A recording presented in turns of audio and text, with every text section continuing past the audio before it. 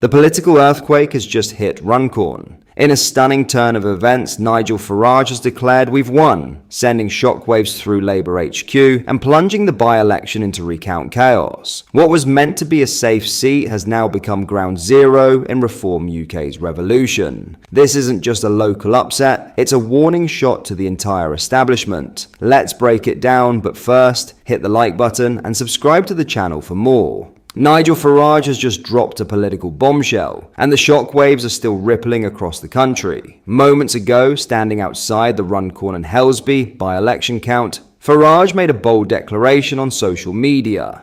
Reform UK have won the Runcorn and Helsby by-election by 4 votes. The margin is razor thin, the tension is sky high, and Labour, they're not taking it well. In what's become the most explosive contest of the night, Labour has demanded a full recount, refusing to accept Reform UK's razor-edge victory. But Farage remains defiant, insisting, "We are very confident we have won. This moment, this tiny 4-vote edge, is about far more than just one constituency. It's a symbol of a political uprising that's unfolding across the nation." As the May 1st local election results continue to trickle in, a pattern is emerging, and it's one that should terrify the two-party establishment. From southern towns to northern heartlands, Reform UK is picking off seats from both Labour and the Tories, disrupting decades of political inertia. This isn't a protest vote anymore, it's a revolution in progress.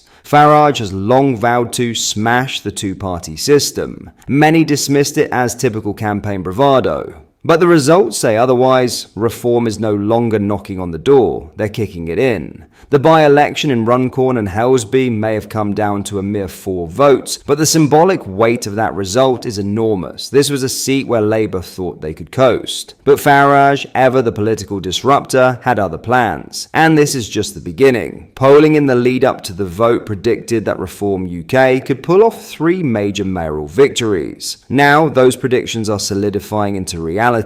In Greater Lincolnshire, Reform Deputy Leader Richard Tice called the win for Dame Andrea Jenkins shortly after 2 a.m. A huge victory for the party, and a massive signal that the red wall isn't just cracking, it's collapsing. Then there's Hull and East Yorkshire, where Farage had also anticipated a strong performance. And sure enough, early indications suggest another Reform triumph. But perhaps the most stunning development is what's happening in the west of England. There, Aaron Banks, the controversial Leave.eu donor and longtime Farage ally, has surged ahead in a neck-and-neck battle for the mayoralty. According to Find Out Now polling, Banks now holds a 1-point lead over the Greens, in what could become a defining victory for the anti-establishment movement. Now let's talk about Labour's nightmare, because make no mistake, that's exactly what this is. In Cambridgeshire and Peterborough, Labour is staring down the barrel of another loss. Former Conservative MP Paul Bristow, now standing with Reform UK, has reportedly opened up a 9-point lead. That's not just a rejection of Labour, it's a public revolt against everything the establishment parties have come to represent. If these trends hold, and all signs suggest they will, Labour could lose all 4 contests currently up for grabs. And that would be a devastating blow to Sir Keir Starmer, who spent months carefully crafting the image of a Prime Minister in waiting. But that illusion is cracking. The people aren't buying it. Not anymore. Reform UK has tapped into something powerful, a national sense of frustration, betrayal, and exhaustion with business as usual politics. Voters have had enough of soaring immigration, economic mismanagement,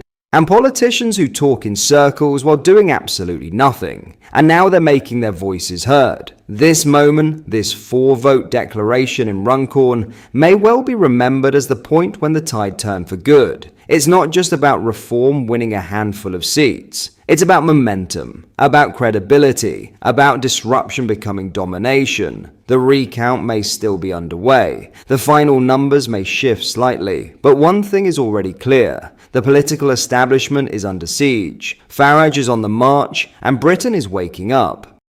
In other news, NatWest has issued an update to 1.8 million bank customers who are set to be impacted by its most recent acquisition plans.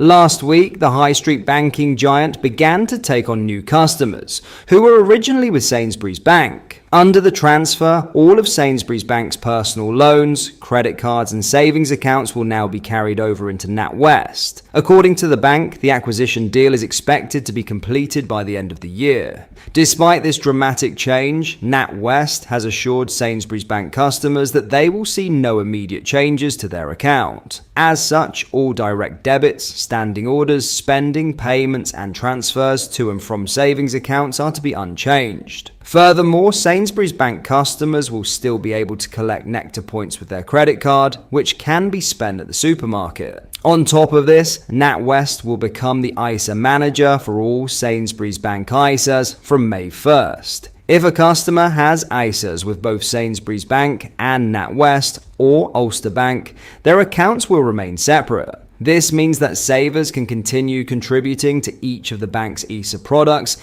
and make use of the £20,000 tax-free allowance. With this change, NatWest has written to its ISA customers to give them more details about what the ISA transfer will mean for them. Last year, Sainsbury's confirmed plans to axe its retail banking division to focus on its traditional retail operations. In June 2024, NatWest announced plans to acquire Sainsbury's Bank in a deal which saw the giant take on £1.4 billion of unsecured personal loans, £1.1 billion of credit card balances, and about £2.6 billion of customer deposits. On its website, NatWest gave a commitment to the thousands of bank customers who are likely to be affected. The bank stated there will be no immediate change to how customers use and access their account from May 1st, 2025, if the proposed transfer is approved. However, as their savings account will transfer to NatWest, customers' maximum FSCS protection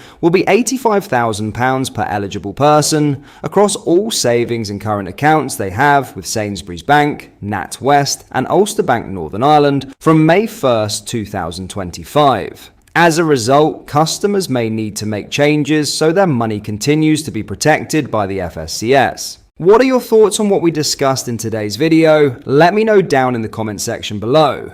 If you have not yet already, make sure you do drop a like on this video and subscribe to the channel for more British content. Thank you, take care, goodbye.